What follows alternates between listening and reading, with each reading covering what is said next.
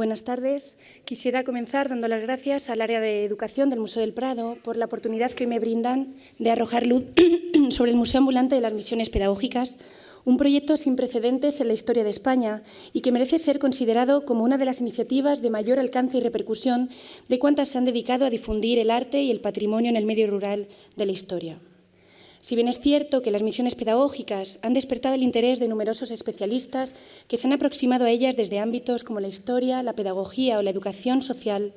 el Museo Ambulante, pese a haber sido una iniciativa pionera en muchos aspectos museísticos, como iremos viendo más adelante, no es suficientemente conocida y son todavía escasos los estudios monográficos dedicados a ellas desde el punto de vista de la historia del arte y la museología. Los vínculos afectivos que unieron a Manuel Bartolomé Cossío, padre y protector de las misiones pedagógicas, con el Museo del Prado, por su consideración de que éste constituía la mayor riqueza de arte que existe en España y por haber escogido sus obras como modelo para las copias que recorrerán los pueblos de España, hacen del Museo del Prado el marco excepcional para abordar este asunto. Por último, poder hacerlo hoy, día en que se cumplen 87 años de la proclamación de la Segunda República, que propició el nacimiento de las misiones y que permitió, y al cual debe reconocerse el acierto de haber convertido la cultura y la cuestión de la instrucción popular en piedras angulares de sus políticas, lo que llevaron a término a partir de la aprobación de leyes y la creación de numerosas instituciones destinadas a elevar el nivel educativo y acercar los bienes del patrimonio a la España más marginada, carga de significado esta intervención. No habían transcurrido 2 meses desde la proclamación de la Segunda República cuando Manuel Bartolomé Cossío, de 74 años y apenas llegado de Ginebra, donde había marchado para someterse a un tratamiento a causa de su enfermedad, era recibido por un grupo de artistas, entre los que se encontraba Domingo Barnés. Este, que por entonces ocupaba el cargo de subsecretario de Instrucción Pública y Bellas Artes, le daba a conocer el decreto de 29 de mayo de 1931 por el que se creaban las misiones, al tiempo que le proponía impulsar el proyecto desde la dirección del Patronato de Misiones. Este parecía ser la persona más adecuada para llevar a cabo esta tarea por múltiples razones. En primer lugar, por su amplia experiencia pedagógica, que le hacía pleno conocedor de la política educativa española y de sus necesidades más acuciantes. En segundo término, porque sus numerosos viajes formativos y estancias en el extranjero le habían permitido entrar en contacto con las corrientes pedagógicas más avanzadas de Europa. Y en último término, por su prestigio personal e influencia en los medios político-educativos, lo que sin duda facilitaría la puesta en marcha del proyecto. Pero si hubo una razón de peso para que se decantara la balanza hacia su persona, fue precisamente la concordancia del proyecto de las misiones con la idea de maestro misionero que estuvo en el pensamiento y la obra de Cossío a lo largo de toda su vida. Su nombramiento oficial, junto con el resto de miembros del patronato, se hacía a través de la orden ministerial del 6 de agosto de 1931. A partir de ese momento, cuenta su discípulo Luis Álvarez Santullano, Cossío no dejó un solo día de pensar en las misiones, de elaborar el ideario, de aplicar su atención generosa a cada detalle. Las misiones pedagógicas fueron una obra colectiva que protagonizó uno de los momentos de mayor entusiasmo y generosidad de la historia de España y que permitió tender, aunque solo momentáneamente, dadas las circunstancias históricas, lazos de unión entre personas aparentemente desconectadas entre sí por su pertenencia a mundos distintos. Aunque su creación oficial dentro del Ministerio de Instrucción Pública y Bellas Artes va a tener lugar con la Segunda República, la idea de llevar animación espiritual y estímulos de belleza a los pueblos empieza a atisbarse ya en los últimos decenios del siglo XIX, cuando un grupo de intelectuales, regeneracionistas y personas vinculadas a la institución libre de enseñanza comienzan a reflexionar concienzudamente sobre los males que aquejan al país. Y pese a que eran muchos los problemas a los que había que dar solución, como el distanciamiento cada vez más evidente con respecto a Europa, la corrupción política y el caciquismo, todos estuvieron de acuerdo en que el mayor problema, por urgencia, por prolongado en el tiempo y por difícil de abordar, era el de la educación, y en concreto la educación y el acceso a la cultura de la clase obrera y el campesinado. Una serie de hechos coyunturales como el modelo extensivo de población, el reparto desigual de la tierra y una estructura socioeconómica debilitada había dado lugar a una población rural empobrecida y degradada. Esto, unido a otras causas como la falta de planificación educativa de masas, el déficit de escuelas y el absentismo escolar, se reflejó en unos altos índices de analfabetismo que en la década de 1930 rondaban el 32% de la población. De este modo, tal y como se explican en el decreto fundacional de las misiones, estas surgían con el propósito de llevar a las gentes, con preferencia a las que habitan en localidades rurales, el aliento del progreso y los medios para participar en él, en sus estímulos morales y los ejemplos del avance universal, de modo que los pueblos de España, aun los apartados, participen en las ventajas y goces nobles reservados hoy a los centros urbanos. Respondían, por tanto, a una cuestión de justicia social, de despertar la conciencia adormecida y levantar el nivel cultural del campesinado. Pero, sobre todo, aspiraban a propagar diversión y ocio sano que permitiera el esparcimiento y goce de los campesinos. Porque el Gobierno de la Segunda República que nos envía nos ha dicho que vengamos a enseñaros algo de lo que no sabéis por estar siempre tan solos y tan lejos de donde otros lo aprenden, y porque nadie, hasta ahora, ha venido a enseñároslo. Pero que vengamos también, y lo primero, a divertiros. Y nosotros quisiéramos alegraros, divertiros casi tanto como se alegran y os divierten los cómicos y los titiriteros. Para la consecución de sus objetivos se crearon una serie de servicios como el de bibliotecas populares, a partir del cual se enviaban colecciones de unos 100 volúmenes que versaban sobre materias diversas como literatura, ciencia, historia, arte, etc., y que se acompañaban de lecturas públicas y conferencias, pero también representaciones del teatro, del coro y del guiñolo retablo de fantoches, que inicialmente no estaba previsto en los planes del patronato, pero que se incorporó más adelante, en 1933, y que terminó por convertirse en uno de los instrumentos más útiles para las misiones pedagógicas, pues a diferencia del teatro, que estaba condicionado al calendario escolar de los estudiantes y de los excesivos costes de su traslado, este terminó resultando más económico y flexible en su organización, de que terminara por ser uno de los servicios con mayor acogida entre el público. Asimismo, se incluyeron cursos para maestros sobre una amplia variedad temática, que incluían además excursiones con los alumnos a lugares de interés geográfico y artístico, de modo que se les enseñara a estimar su valor y belleza. Y por último, reducidas exposiciones de obras de arte. De este modo llegamos al museo, que lo vamos a encontrar indistintamente citado en las fuentes como museo circulante en relación a su naturaleza efímera y portátil, museo ambulante, lo que pone de manifiesto su carácter festivo, vinculándole con el mundo de las ferias, los titiriteros y los comediantes, y Museo del Pueblo, título poético y evocador de sus intenciones con el que se refirió a él Luis Cernuda y que fue el que adquirió mayor popularidad por ser el que aparecía en el cartel que anunciaba la visita a los pueblos y que diseñó el pintor y misionero Ramón Gaya. Este fue, de entre todas las actividades que puso en marcha el patronato, la que más entusiasmó a Cossío, pues la idea de crear un museo de pintura estaba en su mente al menos desde 1882, cuando escribe: «El niño en la ciudad tiene, señores, el periódico, el teatro, la conversación culta de la atmósfera que le rodea, los museos, una exposición permanente en los escaparates de cada tienda. Pero el pobre niño del campo, ¿dónde puede ver jamás una estatua? ¿Quién le dirá que ha habido un Shakespeare o un Velázquez?». Sin embargo, pese a la estrecha relación que mantuvo Cossío durante toda su vida con los museos, ya en la institución Libre de Enseñanza, donde entra como alumno a través de fenómenos como el excursionismo o las visitas escolares, como posteriormente llevaría a término en su dirección del Museo Pedagógico Nacional a partir de 1883, o como demostraría en una multitud de artículos que publicó en el Boletín de la Institución Libre de Enseñanza,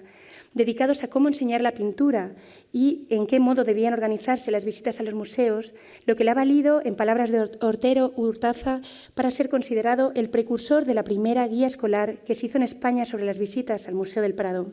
Pues bien, pese a ello, cuando llega el momento de ponerlo en marcha, se encuentra con una serie de dificultades, pues más allá del concepto mismo de museo, no tenía ideas preconcebidas sobre cómo tenía que funcionar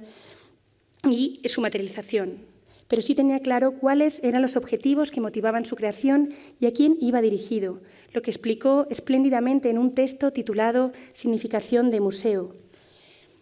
cuyas palabras se leían como carta de presentación del museo una vez que éste llegaba a los pueblos y que pasó a incluirse en la primera memoria de las misiones pedagógicas. Ahí se presentaba como un museo muy pequeñito, muy reducido y muy pobre, pero al fin un museo, cuyo fin era dar a conocer a los habitantes del mundo rural una parte del tesoro artístico nacional que como ciudadanos les pertenecía y que era injusto que siguieran desconociendo.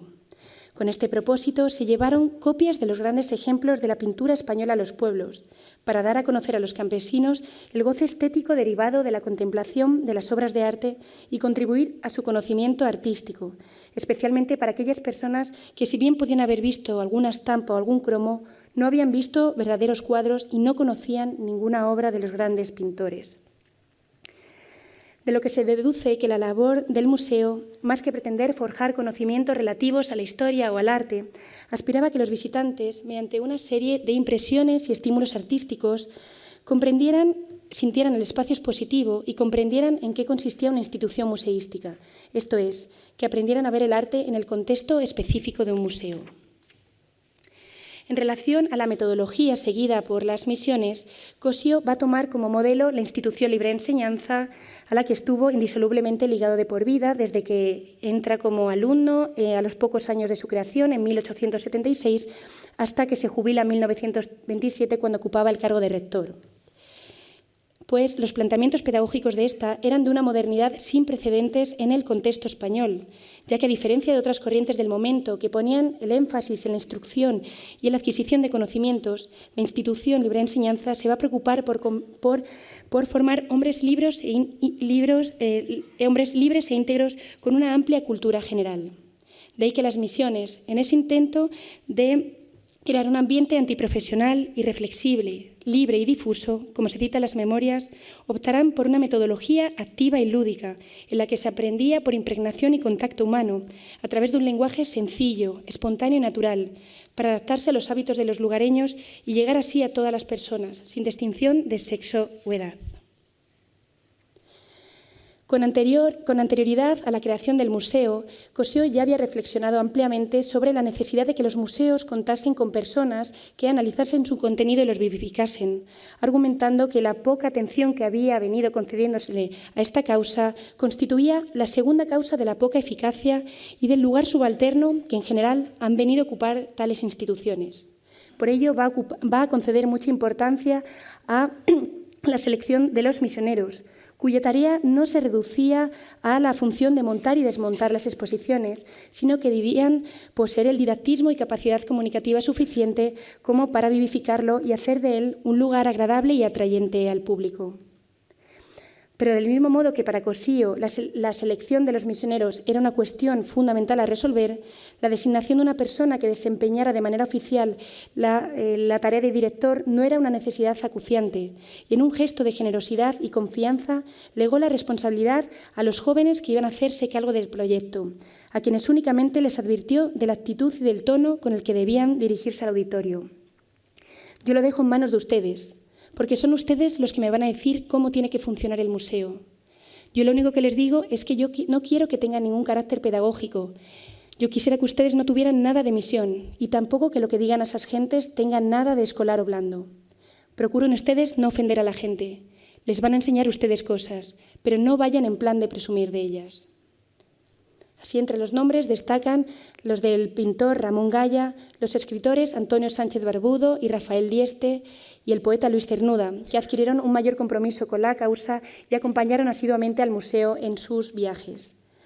A ellos se unieron, según las necesidades, personajes de renombre de la cultura española como Enrique Azcoaga, Arturo Serrano Plaja, José Valdelomar, María Zambrano, Urbano Lugrís y Cándido Fernández Mazas. Voy a intentar poner en pantalla completa.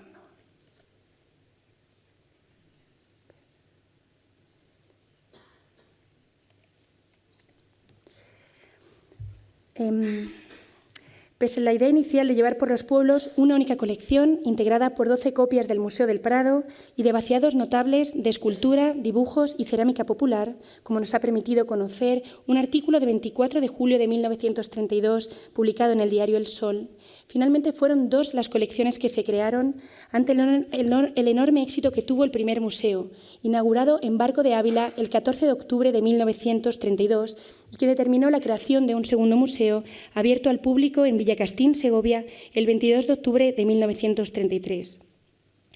La pretensión inicial de llevar otras manifestaciones artísticas al margen de la pintura sería modificada por la dificultad que conllevaba su transporte, aunque se decidió que la escultura, junto con ejemplos de monumentos arquitectónicos, se mostraría a través de proyecciones luminosas y láminas, como se explica en la primera memoria.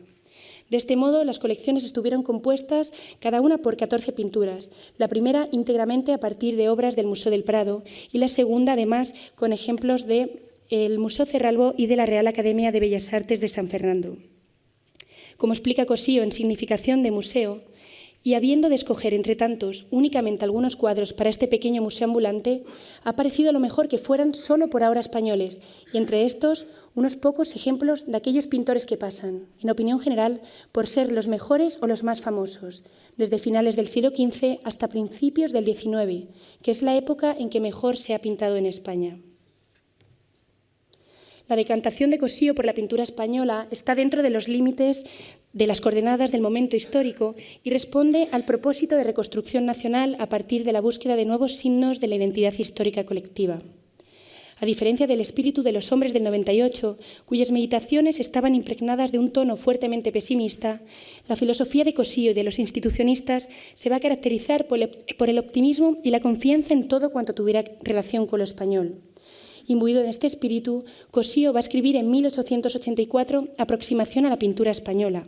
obra de juventud que se va a caracterizar por la concepción nacionalista de la historia y la búsqueda de los rasgos locales que a su entender definían la pintura española. Pese a que esta obra carece todavía del rigor que definirá sus escritos posteriores, la ausencia de información en las memorias y en textos coetáneos a las misiones que argumenten la selección de Cossío va a hacer que esta obra se convierta, junto con otros 2 artículos que publicó en el Boletín de la Institución Libre de Enseñanza, los cuadros más importantes del Museo del Prado y los alumnos de las escuelas de Madrid en el Museo de Pintura, consejos prácticos para hacer una exposición, publicados respectivamente en 1885 y 1889, la única base sólida para acercarnos a sus gustos personales en materia artística y tratar de entender el porqué de la elección de las piezas del museo. Sí, como hemos visto, Cossío se va a decantar por la pintura española de finales del siglo XV, pues considera que es en este momento cuando el periodo de vacilación ha concluido y empieza a atisbarse un carácter genuinamente español y el siglo XIX. De modo que no encontraremos pintura anterior a este momento, al siglo XV, pues según la opinión de Cossío, faltan en la pintura española de los primeros tiempos rasgos propios y sustantivos, o mejor, si tienen, como en razón debe pensarse, no saltan a la vista tan claros que puedan determinarse fácilmente. Y también nos encontraremos escasos ejemplos de la pintura del siglo XVIII, en la que el arte pictórico español vegeta simplemente por la postración general, por falta de vitalidad y por la pobreza de ideas para alimentarse. Así, el grueso de las colecciones del Museo Ambulante va a estar constituido por pintura del siglo de oro, en la que, en palabras de Cossío, participaron demostrando su genio los pintores más originales y de más alta representación en España, cuya pintura adquiere, sobre todo por ellos, una poderosa personalidad y el derecho de ocupar un puesto de primer orden en la historia general del arte. De este modo, integraban las colecciones la obra de 8 artistas que pasaban por ser los más representativos de la escuela española. El primero de ellos, por anterior en el tiempo, fue Pedro de Berruete, cuyas pinturas, todavía deudoras del gótico, pero con una tendencia cada vez mayor hacia las formas del Renacimiento, representaban para Cossío un ejemplar típico de la primera determinación de la escuela propiamente española.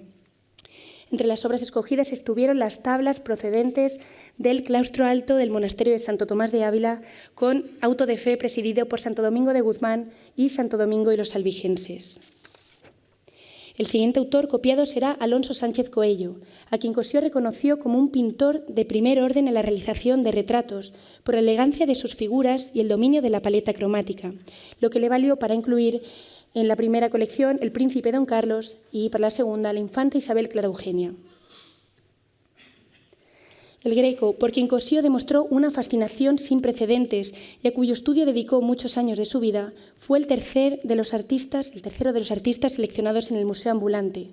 Para él, las cualidades de género independiente, de originalidad sustantiva y de talento masculino le bastaban para considerarle como uno de los grandes genios de la pintura española, a pesar del lugar secundario que ocupaba en la historiografía del momento. Entre sus obras optó por 2 de los lienzos del retablo mayor del Colegio de la Encarnación, con escenas de la Resurrección y la Crucifixión, respectivamente, para cada uno de los museos.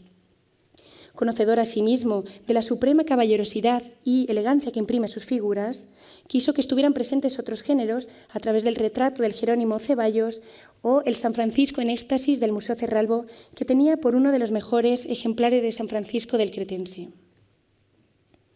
A pesar de que Ribera transcurriera prácticamente la totalidad de su carrera en Italia, Cossío pronto advirtió el carácter netamente español de su obra, que ensalzó por la energía y realismo que las caracterizaba. Asimismo, en un artículo de 1885 reconoció dos formas distintas en su pintura. Una en la que se complace en acentuar los rasgos de contraste, buscando escenas de dolor, de vejez y de muerte. Otra en la que representa el aspecto sereno y placentero de la realidad. Y quiso que estos dos estilos estuvieran presentes en el museo, con el Martirio de San Felipe para la segunda colección y el Sueño de Jacob para la primera. Velázquez, considerado por Cossío como la representación más alta de la pintura española y en especial de la corriente varonil y naturalista, va a ser junto con Goya el artista más representado en el Museo Ambulante, con 3 obras en cada una de las colecciones. Resulta significativo, no obstante, el criterio seguido en la elección de obras por Cossío, que parece anteponer la cuestión temática a los criterios de calidad de las mismas. Así, parece justificar su elección en un intento de incluir 2 retratos infantiles, 2 retratos de personajes de la corte o bufones y 2 grandes composiciones. En lo referente a los retratos infantiles, escogió el retrato de la infanta Margarita, a pesar de que en un artículo de 1885 lo englobaba junto con otras obras que Velázquez debió de tomar de otro pintor y son muy inferiores, lo que no dista de la realidad, pues esta obra en la actualidad se atribuye a Juan Bautista Martínez del Mazo. Y para la segunda colección escogió el príncipe Baltasar Carlos a caballo, que alabó por su estilo vigoroso, fresco y brillante, con sus característicos tonos grises de plata. Más sorprendente resulta a los ojos de la historiografía actual el que escogiera el retrato de don Antonio el Inglés. Esta obra, que en la actualidad se conoce como Enano con perro y que se atribuye a un seguidor de Velázquez, se sabe que en su día gozó de gran éxito, siendo uno de los cuadros de bufones más comentados y reproducidos. Para el segundo museo escogió el bufón Calabacillas, que aparece citado en las memorias como el Bobo de Coria. Y por último cerraba la colección 2 obras de Velázquez, las que consideraba las 2 grandes obras de su tercer estilo, Las hilanderas y La familia de Felipe IV. Zurbarán representaba para Cossío un pintor enteramente local y en el que se puede contemplar una de las expresiones más altas y uno de los frutos más puros de la pintura española. Para deleite de los campesinos escogió la visión de San Pedro Nolasco y el Fray Jerónimo Pérez de la Real Academia de Bellas Artes de San Fernando, pues según Cossío, las obras que atesoraba el Museo del Prado no permitían estudiarle ni daban buena cuenta de sus cualidades pictóricas. Otro artista en cuya pintura Cossío confió para el Museo Ambulante fue Murillo, a quien consideraba como el representante más genuino, junto con Velázquez, de la pintura española. Pero fueron fundamentalmente las características de su estilo las que hicieron que sus obras se adecuaran, como las de ningún otro artista, a la causa popular que pretendían las misiones pedagógicas. Cossío, en aproximación a la pintura española, se refiere a las obras de Cossío como aquellas que mejor representan la dirección femenina de la pintura, por el lado dulce y agradable de sus escenas, su sencillez y la ausencia de profundidad de sus obras que la hacían accesibles a personas con una mediana cultura. De lo que se desprende que Cossío vio en ellas un excelente instrumento de comunicación con el pueblo, puesto que no demandaban una lenta educación, gusto refinado y madura reflexión para gozarlo, sino que atraían y fascinaban a todas las gentes, haciéndola merecedora de una gran popularidad. Así conformaba la primera colección El Buen Pastor y Santa Isabel de Hungría curando a los niños tiñosos, en la actualidad en el Hospital de Santa Caridad en Sevilla, pero que fue copiado cuando estuvo en el Museo del Prado entre 1902 y 1939.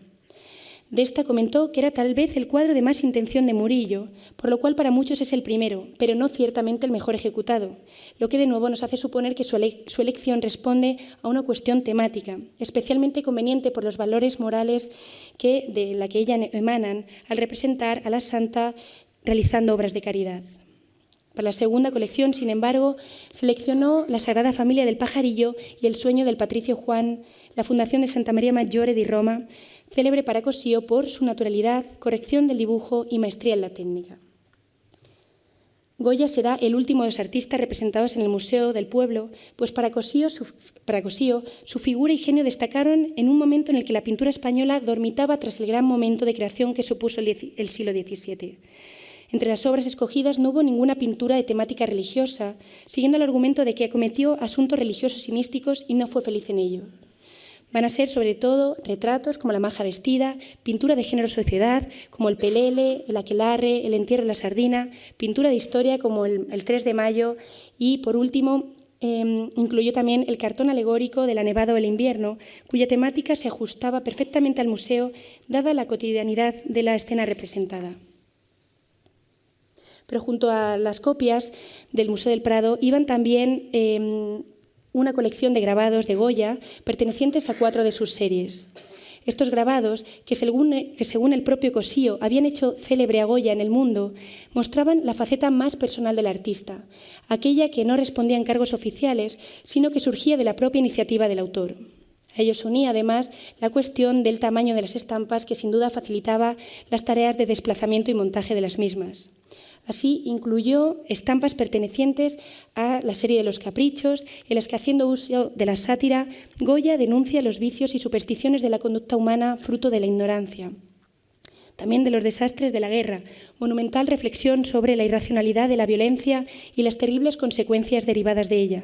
cuyo dramatismo, como nos han permitido conocer las memorias, no pasó inadvertido entre los aldeanos. Como analiza Patricia Rodríguez Corredoira en su tesis Reinventando la identidad española durante la Segunda República, la visualización de estas obras debió de funcionar como un acicate para despertar en los campesinos sentimiento de responsabilidad cívica y abrir el debate público sobre cuestiones de justicia, derechos y libertades. La presencia de la tauromaquia en el museo tiene su explicación no solo porque se trataba de una tradición definidora del carácter nacional hispano, sino porque ampliamente arraigada en las costumbres gozaba de gran popularidad entre las clases populares. Los últimos grabados pertenecían a la serie de los disparates, verdadera manifestación del proceso de individualización y del carácter moderno de la obra de Goya. Pero el Museo Ambulante exhibió, además de las copias y los grabados, láminas de la pintura universal, fiel a la idea de Cossío de que era necesario saber que había habido en el mundo más pintura que la española, como declaró en un artículo en 1889. Ante la imposibilidad de realizar copias de estas obras, recurrió a los alumnos pensionados por la Junta de Ampliación de Estudios y mandó solicitudes a los alumnos a los museos más reconocidos de Europa, a quienes rogó que colaborasen en esta labor pedagógica, enviando copias de las obras más importantes de la pintura universal. Esto permitió la creación de una colección de diapositivas que, proyectadas en sesiones nocturnas del museo, dio a conocer la obra de importantes artistas como los que aquí se recogen, convirtiéndose de este modo en el complemento indispensable para conocer la evolución de la pintura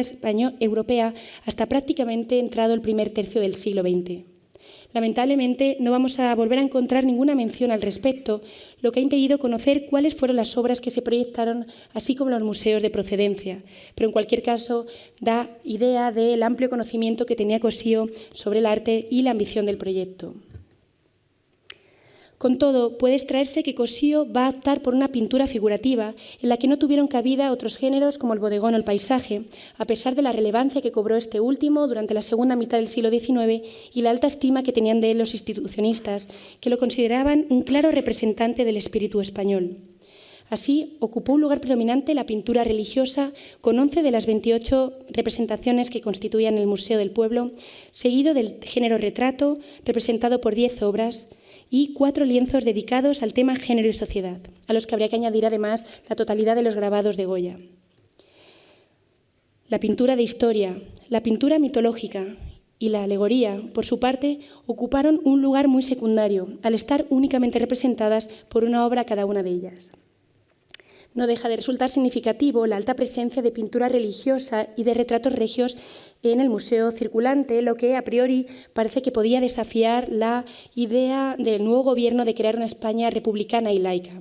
Rodríguez Corredoira llega a la conclusión de que las misiones en realidad no pretendían borrar el pasado prerepublicano, sino que lo que querían era mostrar el pasado y explicarlo por medio de estas charlas, que además de servir para dar a conocer a los aldeanos cuestiones artísticas, debieron servir como excusa perfecta para hablar sobre la nación y su historia de progreso. De este modo, se optó por pinturas religiosas que se alejaban de la excesiva carga dramática habitual en el Siglo de Oro, y en el caso de los retratos regios se alejó de aquellos que representaban a monarcas en su edad adulta, decantándose por bufones y personajes infantiles, que pese a que están representados en actitudes solemnes y ataviados con ricos atuendos, no despertaban recelos entre el público por la inocencia que emanaban dichas representaciones. Otro asunto que va a caracterizar al Museo Ambulante y le va a diferenciar de otras empresas culturales similares, como las exposiciones promovidas por la Art for School Association, fundada en Londres en 1883 y presidida por John Ruskin, o el Art Museum Committee de Manchester, va a ser su decisión de llevar copias manuales en lugar de reproducciones mecánicas. Cossío, que desde el principio tuvo muy clara la misión que se proponía el museo y el público al que iba dirigido, quiso que las gentes experimentaran la sensación auténtica de estar en un museo. Por esta razón desestimó las reproducciones, que consideraba reducidas e incapaces de sugerir la idea de lo que es un cuadro, y encargó la realización de copias. No obstante, la lógica y justificada determinación de Cossío no quedó libre de críticas, como la que le dirige Juan de la Encina, seudónimo de Ricardo Gutiérrez de Abascal, en un mordaz artículo publicado en El Sol el 12 de mayo de 1934, en el que expresa lo acertado que hubiese resultado una exposición de reproducciones, más verídicas, más fáciles de transportar y menos costosas que las copias. Dice así: en nuestras misiones pedagógicas hay algo que yo estimo erróneo tal y como se practica, y es ese museo ambulante de copias de nuestra Pinacoteca del Prado. No creo que deba enseñarse a nadie, ni aun a los espíritus más desguarnecidos de cultura, obras maestras por medio de copias deficientes de las mismas. Si se quieren mostrar al público las obras maestras de la pintura, hágase, a falta de los originales, no por medio de copias, sino por medio de esas reproducciones admirables que hoy se hacen por procedimientos mecánicos casi infalibles. La dualidad representada aquí por Cossío y Juan de la Encina simboliza el debate que surge en este momento en torno a reproducciones mecánicas y del que da buena cuenta el ensayo de Walter Benjamin, La obra de arte en la época de su reproducibilidad técnica, escrito en 1936 y por lo tanto coetáneo a las misiones. En dicha obra, el autor reflexiona acerca de las técnicas de reproducción, tanto manual como mecánica, y llega a la conclusión de que en ambas ha aparecido el id et nunc, es decir, aquello que representa su existencia única en el lugar donde se encuentra. Pero concluye que en la reproducción manual se percibe más fácilmente la falsedad del producto con respecto al original. Esta opinión de Walter Benjamin parece ser la mayoritaria en un momento en el que las técnicas de reproducción estaban alcanzando un alto grado de perfección técnica, por lo que es necesario reconocer lo inusitado de la realización de copias, que constituye uno de los rasgos sin duda más originales del Museo Ambulante. A ello se le une, además, la decisión de Cossío de que estas copias las realizasen pintores en lugar de artistas de profesión, pues entendía que en el trabajo de los artistas se veía la afinidad creadora con respecto a los originales, frente a los trabajos más fidedignos y planos de los copistas. Así encargó al poeta Pedro Salinas que se hiciera cargo de la convocatoria del concurso, del que salieron escogidos Ramón Gaya, Juan Bonafé y Eduardo Vicente, que realizaron la mayor parte de las copias. El cotejo de los libros de registros de copistas conservados en el archivo del Museo Nacional del Prado, correspondientes a los años 1932 y 33, ha permitido conocer la autoría de algunas obras que hasta el momento figuraban anónimas, sacando a la luz los nombres de otros artistas como César Prieto, Ismael González de la Serna, Vicente Ferrer y Luis Blesa. Por cuanto concierne a la gestión y organización de las exposiciones, la escasa información que brindan al respecto a las memorias hace que solo haya podido ser reconstruida a partir de la documentación conservada en algunos archivos, que aunque fragmentaria y reducida a simples menciones en libros de actas de sesiones y solo con mejor suerte en la correspondencia original, nos ha dado una información valiosísima acerca de cuáles fueron los lugares en los que se instaló el museo y cuáles fueron los pueblos visitados entre 1935 y 1936, años de los que no existen memorias.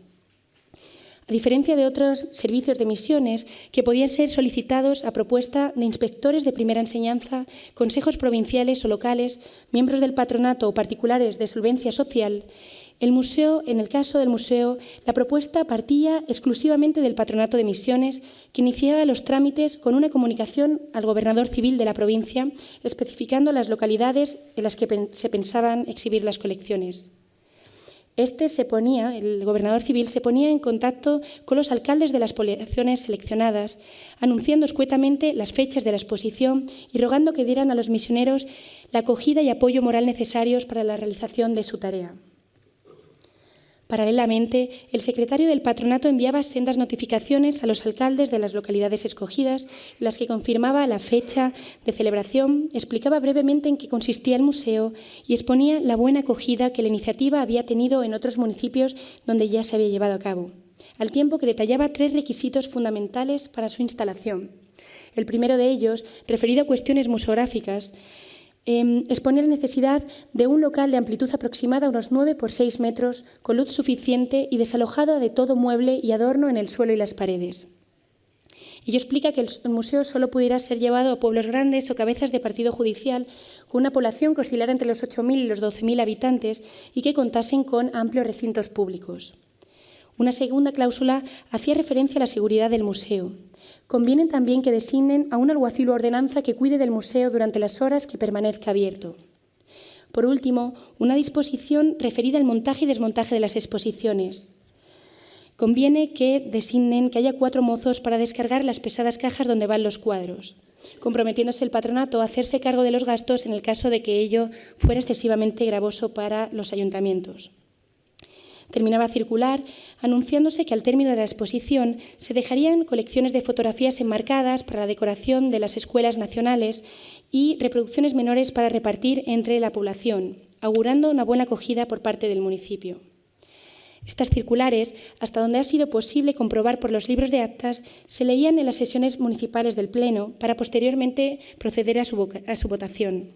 Resulta muy elocuente un testimonio que nos ha llegado a través del Archivo Municipal de Talavera de la Reina, en el que se recoge una discusión que surgió al hilo de la conveniencia de que la instalación del museo fuera en el Paraninfo o en el Instituto, pues según uno de los asistentes al Pleno, el primero no recibe luces nada más que por una parte y además la pintura es de tonos oscuros, que dificulta la apreciación de las obras de arte.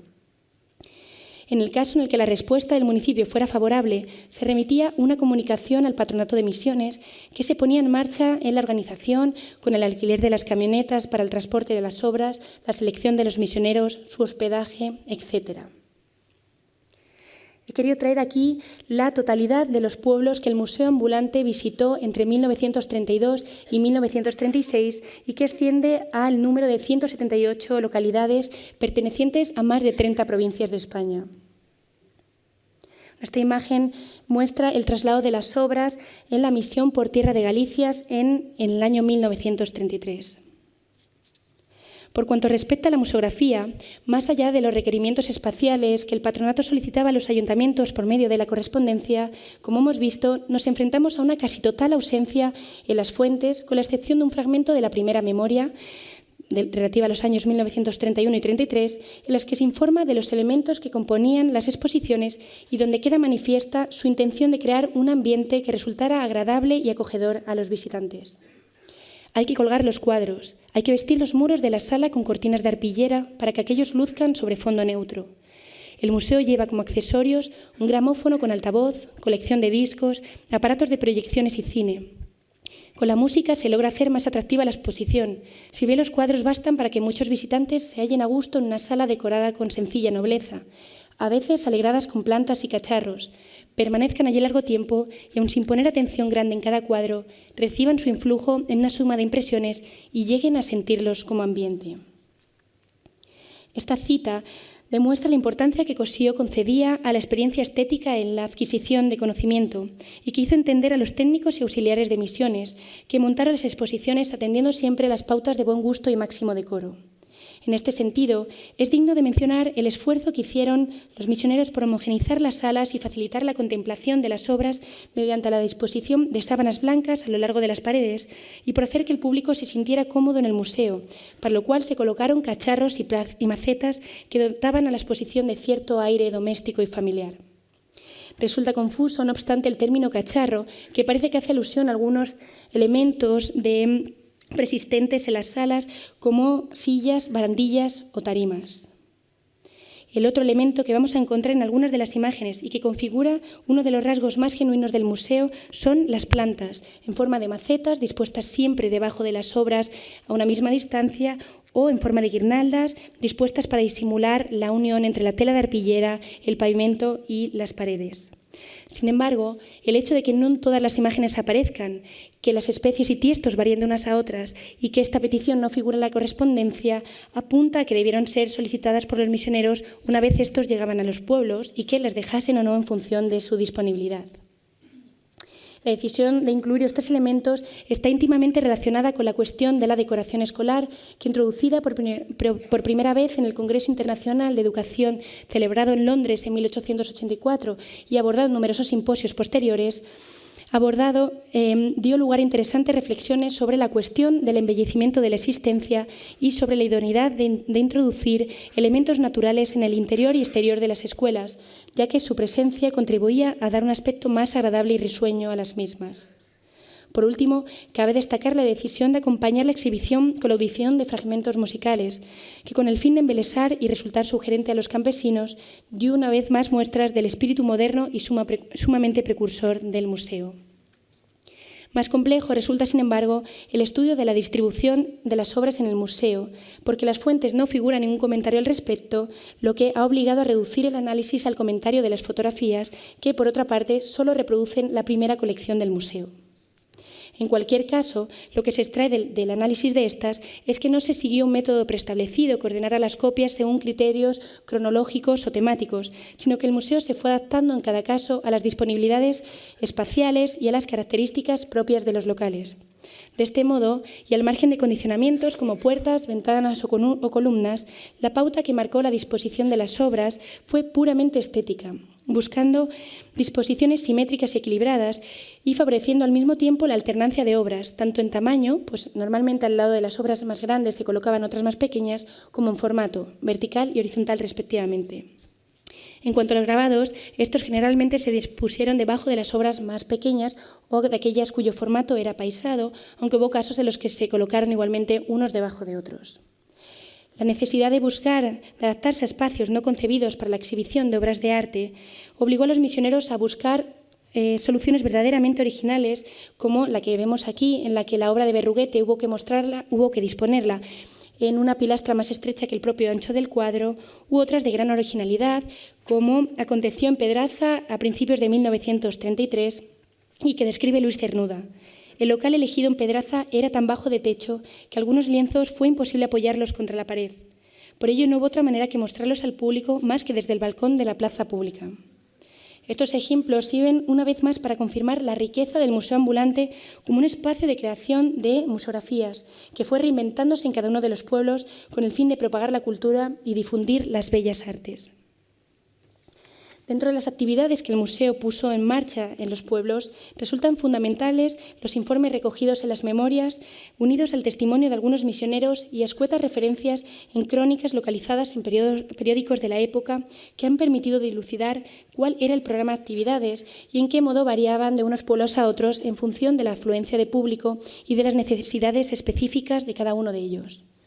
Según Ramón Gaya, en términos generales trataron de seguir unos métodos preestablecidos. Con el tiempo encontramos que lo mejor era abrir el museo por la mañana, para que pudiera ir quien quisiera, y por la tarde anunciar unas charlas, 2 charlas en realidad. Quedábamos 2 personas y dividíamos en 3 o 4 tardes. Se hacían bastante tarde, antes de cenar, porque los pueblos a los que íbamos, la gente que le interesaba a Cosío, estaba en el campo y no podía venir antes. De este modo, la exhibición de obras se amenizaba con coloquios vespertinos, amenas charlas que invitaban al diálogo y con las que se pretendía mostrar la evolución de la pintura y las artes, contextualizándolas en el periodo histórico en el que habían sido creadas. Pero más que abrumar a los visitantes con datos, eruditas interpretaciones, el propósito de estas charlas era cautivar y atraer al público a que se interesara por el arte y la historia, o en palabras de Enrique Azcoaga, que la gente entendiera que la cultura, aparte de una disciplina, podía ser también una fiesta. Como ha revelado el informe de la visita del Museo a Castropol, Asturias, que es el más completo de cuantos se incluyen en las memorias, la pauta que debieron seguir fue la de dedicar cada una de las jornadas a un periodo de la historia, medieval, moderna y contemporánea, y analizar el estilo artístico imperante en cada uno de ellos por medio de las obras expuestas en el museo. Estas charlas combinaban comentarios y noticias de la época de los artistas, realizadas por Antonio Sánchez Barbudo, Rafael Dieste y Luis Cernuda, con un análisis pictórico de las obras, de las cuales se encargaba mayoritariamente Ramón Gaya. Pero sin duda, uno de los rasgos más excepcionales del Museo Circulante fue la celebración de sesiones exclusivas para público infantil, llegando incluso a celebrarse varias de ellas, tanto para los niños de la localidad como de aquellos de las localidades vecinas, y en las que, además de la explicación de las obras, se les facilitaba material escolar para que pudieran hacer copias de aquellos cuadros que más impresión les habían causado. El hecho de que el Museo Ambulante llevara, además de los cuadros y grabados, bibliotecas y gramófonos con sus correspondientes colecciones de películas, de cine mudo y sonoro, le permitió incluir en su programación una serie de actividades complementarias que, organizadas nuevamente en sesiones independientes para el público escolar y adulto, consistieron en la impartición de conferencias sobre aspectos variados, la lectura de poemas y romances, tanto tradicionales como contemporáneos, la audición de fragmentos musicales, la proyección fija de obras artísticas y monumentos y, por último, sesiones de cine en las que se alternaban documentales con intención más educativa con películas cuyo fin era el entretenimiento. Asimismo, con el transcurso del tiempo se fueron incorporando nuevas actividades como las charlas ilustradas, consistentes en disertaciones sobre cuestiones históricas o artísticas, al tiempo que iban siendo dibujadas por Ramón Gaya, previa disposición de unos papeles en las paredes de la plaza pública. Más allá de la primera memoria, que hace alusión a 3 de ellas, sobre las novelas de caballerías, El Quijote y El Conde Lucanor, no volvemos a encontrar ninguna alusión a esta actividad, por lo que desconocemos si llegó a sistematizarse. No obstante, de lo que sí da muestras es de la preocupación de los misioneros por reinventarse y por agradar al público. Un público que, según se recoge en la memoria, seguían estas disertaciones con gran interés y al final se disputaban los dibujos al carbón que no quería que fuesen rotos. Las misiones pedagógicas gozaron en general de buena acogida en los pueblos que visitaron, donde, según el Patronato de Misiones, fueron recibidas con la más franca y desbordada alegría. Sin embargo, en determinadas ocasiones fueron víctimas de duras campañas de acusación pública provenientes tanto de sectores como de la izquierda como de la derecha más radical, más conservadora, que censuraron su carácter ocasional, su limitado campo de acción educativa y la ausencia de utilidad práctica en sus programas. En el caso concreto del Museo del Pueblo, explica Rafael Dieste, hubo algunos casos en los que sectores caciquiles o de extremado y rancio conservadurismo no solo nos miraban con recelo, sino que procuraban llevar este pensamiento a la conciencia popular e incluso infantil. Es el caso de Totana, pueblo en manos políticas donde interpretaron los carteles del museo con los de un mitin político de signo contrario. Pese a ello, lo habitual fue encontrar buena aceptación en los pueblos, tanto por parte de las autoridades que ofrecieron los mejores locales para la instalación, como por parte de los habitantes del pueblo, a cuyas convocatorias, explica la memoria, asistían por lo general varios centenares de personas, que seguían con todo interés el desarrollo de la sesión, se esforzaban en no perder palabra y luego podíamos advertir por sus comentarios y por las palabras que nos dirigían la huella que en ellos se había dejado. Las 2 únicas referencias que dan información sobre el número de visitantes se refieren a Jarandilla, en Cáceres, donde en 3 días hubo que explicarlo a más de 2.000 niños de los pueblos circundantes, y la segunda concerniente a Madridejos, Toledo, a cuyo acto de inauguración asistieron más de 2.000 personas. Estas noticias, que ni decir tienen, deben de ser examinadas con la máxima cautela, dada la falta de crónicas que contrasten dicha información, dan cuenta, en cualquier caso, de la efectividad de los métodos de propaganda empleados para enterar a un número tan elevado de personas de las localidades cercanas y fundamentalmente de la enorme divulgación que llegaría a alcanzar la iniciativa, pues la referencia a Jarandilla solo tiene en cuenta el público escolar de las localidades colindantes, de lo que se deriva que el cómputo total de visitas durante las estancias ascendería a varios miles de personas. Pese a los nobles propósitos del Museo Ambulante, su historia quedaría truncada con el levantamiento militar de 18 de julio de 1936. Sabemos por el testimonio de Ramón Gaya que la noticia le sorprende en Motilla del Palancar, en Cuenca, tras la cual vuelven rápidamente a Madrid, dejando los cuadros en grandes cajas abandonadas en el ayuntamiento. De la segunda colección no tenemos noticias, por lo que suponemos que debía estar en la sede central de las misiones a la espera de realizar uno de sus itinerarios. no vamos a volver a encontrar más noticias hasta la orden ministerial del 12 de julio de 1937, que informa de que el material perteneciente a las misiones estaba disperso e instaba a que fuera incorporado al Consejo Central de Archivos, Bibliotecas y Tesoro Artístico, y más concretamente dentro de este, a la subsección de difusión y fomento de la cultura artística, a fin de que no resultara inútil. Lo que parece claro es que las obras van a perder la función educativa para la que habían sido creadas a partir de 1936, pasando a decorar nuevas instituciones como el Museo Nacional d'Art de Cataluña, la Residencia de Estudiantes, el Colegio Público Instituto Ramiro de Maeztu y el Museo Ramón Gaya de Murcia, donde en la actualidad se encuentran. Llegados a este punto, cabría preguntarnos qué supuso, qué significó realmente el museo ambulante para el pueblo, en qué grado estas creaciones artísticas, quintesencia de cultura, participaron del quehacer cotidiano del mundo rural y de sus gentes. La escasa duración del proyecto, la falta de continuidad de las actuaciones y la imposibilidad de cuantificar una obra dirigida precisamente a no obtener ningún resultado práctico hace difícil responder a estas preguntas. Sin embargo, de lo que sí podemos estar seguros es que su creación va a ser fundamental en un momento, el primer tercio del siglo XX, en el que la institución museística atravesaba una grave crisis al verse cuestionada en sus fundamentos por representar un símbolo de sesgo burgués, encarnar una tradición considerada como superior e intocable y por haber perdido su capacidad didáctica y utilidad como servicio colectivo. Los museos españoles, a menudo sumidos en un estado de abandono y decadencia hartamente denunciados, fueron experimentando durante las primeras décadas del siglo XX una serie de cambios y aumentando en su número. Sin embargo, como explica María Bolaños, a grandes rasgos continuaron herederos de la política del siglo precedente, incapaces de hacer frente a la compleja tarea de la tutela del patrimonio y constreñidos a un reducido público de conocedores, artistas y copistas. De ahí el valor del museo ambulante. Aún más meritorio si tenemos en cuenta el momento histórico pobre en infraestructuras y carente de modelos similares en los que inspirarse, los reducidos presupuestos con los que contaron y la ausencia de fundamentación museológica de los misioneros que se encargaron del mismo, que, a excepción de Ramón Gaya,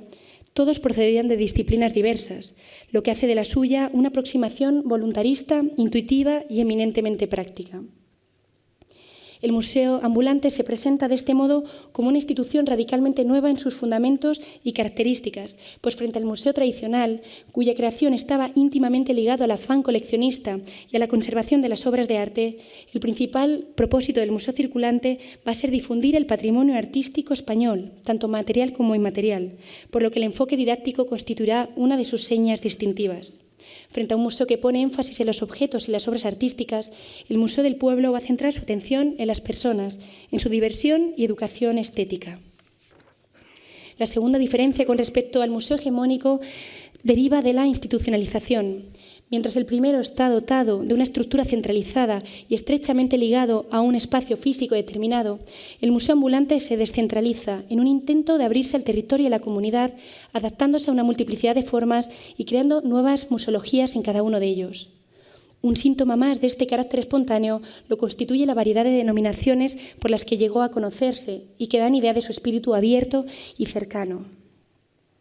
La metodología empleada por los misioneros será la tercera de las particularidades del Museo de las Misiones. A través de un enfoque multidisciplinar dirigido a mostrar, además de pinturas y grabados, producciones de otros ámbitos de creación como el cine, la literatura y la música, el museo dejará de un lado la concepción elitista de la cultura a favor del compromiso político y social con la función educativa. Un museo como centro de aprendizaje activo e inclusivo, que por medio del diálogo y la participación invitaba al público a que abandonase la actitud pasiva y acrítica para convertirse en sujetos de su propio conocimiento. Debe ser también destacada su capacidad para hacer partícipe al pueblo en cuestiones museográficas, al dejar en sus manos cuestiones como la elección de los locales, que hemos visto dio lugar a interesantes debates en los plenos de los ayuntamientos, pero también el montaje y desmontaje de las exposiciones, la cesión de plantas que embellecieran las muestras y la seguridad, de modo que el pueblo se convertía, al tiempo que en beneficiario del museo, en garante y protector suyo. Por todo ello, por su decidida vocación social, el carácter interdisciplinario y la consideración del patrimonio como un instrumento al servicio del desarrollo integral de las personas, el Museo Ambulante debe ser reconocido como un claro precursor de algunos de los preceptos que hoy en día siguen vigentes en los museos y que merece ser puesto en valor por el esfuerzo intelectual, económico y humano que supuso en su anhelo de que la realidad cotidiana y el fatigoso trabajo físico, ejes centrales de la existencia en el mundo rural, fuesen reemplazados por un breve periodo de tiempo por el ocio y el esparcimiento de la mano del arte y la cultura. Muchas gracias.